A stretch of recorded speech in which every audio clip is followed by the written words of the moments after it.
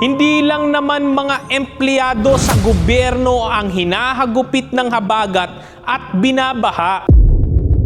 Pero bakit government work lang ang sinuspend habang yung trabaho sa pribadong sektor ay iniwan na naman sa walang katapusang management prerogative? Mismong gobyerno na ang nakakaalam na napakalakas ng buhos ng ulan kaya mapanganib na para sa mga manggagawa. Pero kung hindi nyo kayang imandato o atasan man lang yung mga pribadong kumpanya, sana umapila kayo na napapanahon na para suspindihin din yung trabaho sa pribadong sektor.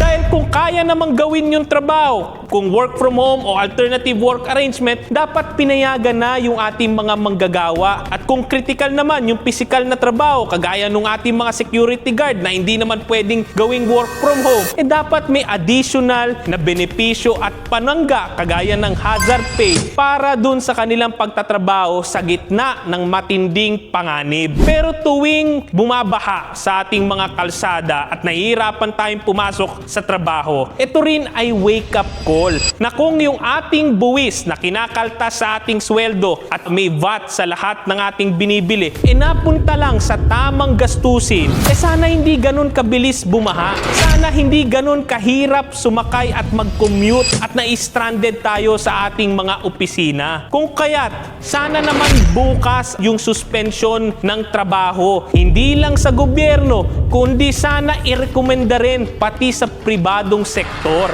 Dahil lahat naman tayo ay mga manggagawa. Walang waterproof sa atin, walang baha-proof na manggagawa at ordinaryong Pilipino.